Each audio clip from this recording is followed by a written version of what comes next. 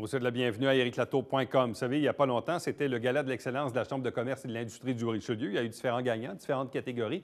On a déterminé quel était l'organisme à but non lucratif de l'année et c'est le parrainage civique du Richelieu. On reçoit sa directrice générale, Mme Fredette, à l'instant.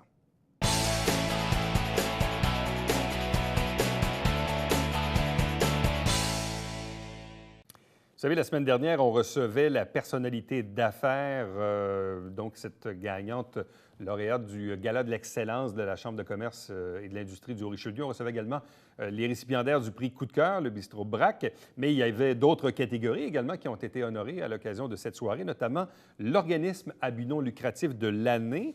Et le lauréat est le parrainage civique du Richelieu. Avec nous, sa directrice générale, Jocelyne Fredette. Bonsoir et bienvenue. Félicitations. Bonsoir, merci. Vous étiez quand même en compétition avec le Fonds Claude Raymond, qui existe depuis quand même une quarantaine d'années, Famille à cœur, de même que le Centre de partage communautaire, qui a entre autres son nouveau local ici sur la rue Champlain. Bref, d'autres organismes également qui se sont démarqués dans l'année. Bon, ultimement, le jury vous a choisi. C'était quoi votre première réaction? Lors du gala, Ouais. je dois avouer que j'étais vraiment secouée. J'étais secouée, j'étais très heureuse, mais secouée. C'est un beau moment à vivre. Puis je pense que tous les organismes avaient le mérite de gagner ce prix-là aussi, parce que tout le monde travaille très fort.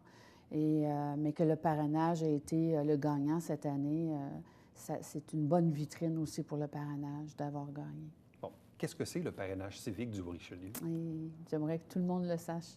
Et pourtant, ça existe depuis des décennies, mais il faut souvent répéter. Hein? Il faut répéter. Oui, 34 ans. Parrainage civique du Richelieu, c'est un organisme à but non lucratif qui vient en aide auprès des personnes qui vivent avec des problématiques, que ce soit en déficience intellectuelle, en santé mentale, en déficience physique ou en trouble du spectre de l'autisme. Ça, c'est nouveau. Avant, on était seulement en déficience intellectuelle. Et ce qu'on se trouve à faire, c'est vraiment de briser l'isolement, de développer des habiletés relationnelles pour les personnes à travers un jumelage. Alors, on va jumeler un citoyen bénévole avec une personne vivant avec une problématique. Et ça, c'est une dimension humaine qui ne s'achète pas. Et on voit des résultats et des changements chez les personnes incroyables. Bon. Dans une année d'opération, vous venez en aide à quoi? À près de 400 personnes par année? Ah, facile, oui. Parce qu'on se trouve à avoir des filleuls qui ne veulent pas être jumelés. Puis il y en a d'autres qui sont en attente. J'en ai, on va dire, en gros, j'en ai 104, OK, qui ne sont pas jumelés, mais c'est des personnes là-dedans qui ne veulent pas être jumelées ou c'est des personnes qui ne peuvent pas être jumelées. Et il y a des personnes là-dedans qui sont en attente de jumelage. Puis j'ai à peu près 98 jumelages déjà de fait. Alors, 98 jumelages fois 2, parce qu'on a le bénévole et le filleul.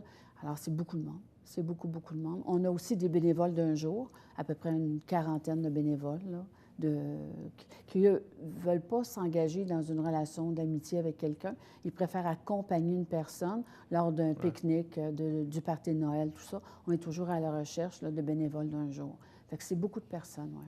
Bon, quand on parle des jumelages, c'est probablement ce qui est l'aspect le plus connu du parrainage civique, donc près d'une centaine de jumelages. Ce qui est toujours étonnant, et puis vous allez peut-être pouvoir nous le dire aussi, mais c'est toujours de voir les jumelages qui sont en attente, faute de bénévoles. Pourtant, il y a quand même beaucoup de bénévoles, mais vous avez des besoins qui pourraient être un peu plus grands aussi. Tout à fait. On a toujours besoin de bénévoles. Puis, il faut savoir que, des fois, beaucoup de gens voient la chronique dans le Richelieu. Bon.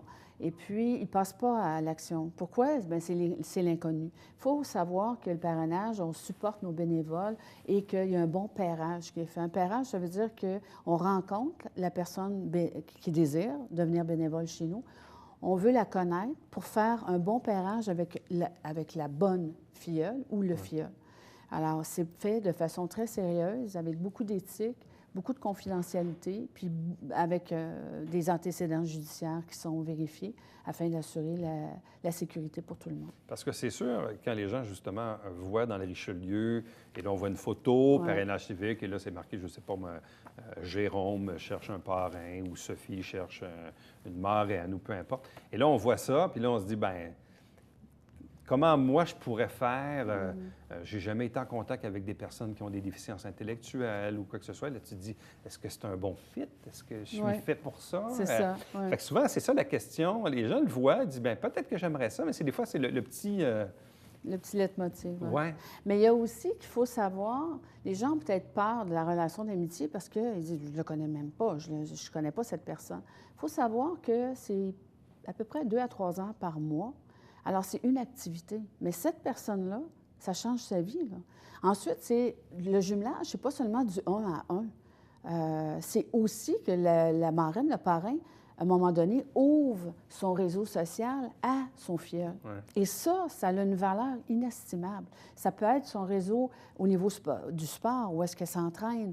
Ça peut être au niveau de ses amis, que, je ne sais pas, ils font une activité sur la bande du canal. Elle l'invite à cette activité-là. À ce moment-là, elle l'invite à rencontrer d'autres personnes. Puis son réseau s'agrandit. Alors, le but du jumelage, c'est celui-là. C'est pas d'agir comme intervenant. Pas du tout. Puis les gens qui ont des craintes, ils devraient nous téléphoner puis partager leurs craintes. Parce que si on... vous savez, il y a plusieurs formes de bénévolat, puis tous les bénévolats sont bons. Mais chez nous, les gens, quand ils viennent chez nous, c'est parce que ce qui les intéresse, c'est pas un bénévolat... c'est un bénévolat qui entre en relation avec une personne, qui est là aussi pour apporter plus à un individu dans sa communauté. Ça change vraiment la vie des gens. Alors, quand les personnes viennent chez nous, c'est pour ça. Actuellement, votre liste d'attente pour des jumelages est à combien? 35. 35. Donc, Ouais. il y a 35 personnes qui souhaitent être jumelées, Ouais. avoir un parrain, marraine, mais qui n'en ont pas présentement. Tout à fait. Puis, comme je le répète, le jumelage, c'est pas, ça va tranquillement. On apporte beaucoup de suivi. On fait du bon pairage. Et 2 heures à 3 heures dans un mois, ça change la vie de quelqu'un. Puis, des fois, j'ai vu la marraine Manon qui, au début, disait regardez la chronique, elle disait j'ai pas le temps, j'ai pas le temps. Puis aujourd'hui, elle le fait, puis elle dit j'ai encore moins de temps, mais ils rentrent dans. Ces gens-là entrent dans leur vie, leur cercle de vie, là. Et il y en a qui ont des jumelages qui durent depuis fort longtemps aussi. Bien sûr. Mon plus vieux jumelage, bien, la personne est décédée, là, mais elle avait comme 25 ans, 26 ans. Et là, c'est Nicole qui a 20 ans de jumelage avec sa filleule. Wow! Alors, 20 ans! Oui, mais j'ai d'autres jumelages qui vont durer peut-être 6 mois, 1 an, mais ça a apporté quelque chose à la personne. Vous savez, le jumelage peut se terminer pour plusieurs raisons. Un déménagement, mais le 6 mois que le filleul a bénéficié d'avoir quelqu'un dans sa vie, ça lui a apporté beaucoup. C'est ça qu'il faut savoir, oui. Bon, vous desservez quand même un territoire assez important. Bon, c'est la MRC du Richelieu, mais c'est également le territoire des Jardins de Napierville et de Brome-Missisquoi. Oui. Donc, c'est quand même un assez grand territoire, là. Oui. Brome-Missisquoi ne peut pas être développé en ce moment. Ça, c'est un engagement que j'ai pris avec mes membres. Pourquoi? Ouais. Au niveau de la problématique, on a ouvert à plus que la déficience intellectuelle. Pourquoi? Parce que pour moi, le jumelage, c'est le plus beau véhicule du monde. Puis pourquoi se limiter seulement à la déficience intellectuelle quand on sait que toutes les autres problématiques, c'est des gens isolés? Par contre, l'engagement que j'ai pris avec les membres, c'est de dire Brome-Missisquoi va être développé si on a des sous, tant de l'Agence de santé, du C3S, ou des bailleurs de fonds comme Centraide et tout. À ce jour, je n'ai rien reçu. Alors, on n'ira pas développer ce territoire-là. Il faut comprendre que c'est un territoire qui est très grand, mais ça prend des sous, ça prend des appuis. On est allé faire des rencontres avec les personnes. Le jumelage, à chaque fois qu'on entre, les gens le veulent. Ils le veulent, ils veulent notre organisme. Mais malheureusement, ça prend des sous. Hein? Là, actuellement, vous êtes financé de quelle façon au ministère de la Santé? Oui, oui. Et, principalement? Moitié-moitié avec Centraide du Grand Montréal. OK. Donc, Centraide et le ministère de la Santé, c'est les deux plus grands bailleurs de fonds. Les deux plus grands, c'est tout. Bon, vous avez quand même une activité bénéfice par année. Oui. Qui est le déjeuner réflexion. Déjeuner réflexion. Qui se tient à l'automne. C'est quand même un gros morceau aussi de votre année. Cette année, on vise, avec M. Alain Poirier, on vise vraiment de remplir 3 salles, donc 300 personnes. On le souhaite vraiment. Et ça va avoir lieu le 18 octobre, toujours à l'hôtel Relais-Gouverneur. Ouais. Mais au-delà de l'activité de financement, c'est aussi une activité de réflexion. C'est-à-dire, il n'y a rien de comparable, là.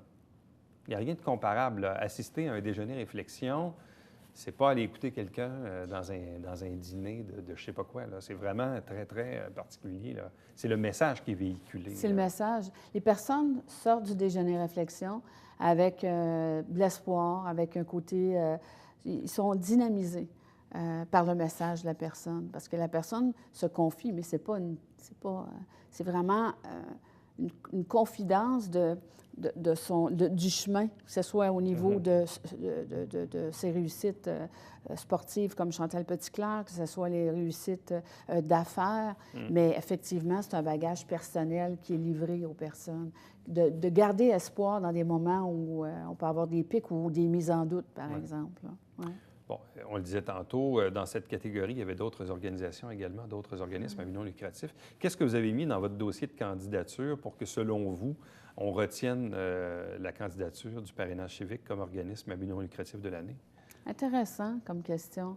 Je dirais que le parrainage a su peut-être se démarquer avec des projets, comme on le sait, le projet de la murale urbaine participative en 2014, le projet de la Courte Pointe en 2015-2016 et le futur projet de 2017. Ça fait rayonner, on rayonne dans la région, mais aussi c'est qu'on apporte un plus à améliorer un lieu public, par exemple, et aussi c'est que la communauté en bénéficie aussi. Alors ça, c'est un volet certain, mais il y a aussi, je pense, que ce soit le nombre de membres qu'on dessert. C'est assez difficile de dire exactement qu'est-ce que c'est, hein? Mais je pense que dans notre cahier de candidature, on doit vraiment noter les choses où est-ce qu'on se démarque comme organisme de ce qu'on fait, puis ce qu'on a fait, là. Puis il y a aussi, quand on arrive devant les jurys, hein, ça, c'est un autre volet aussi.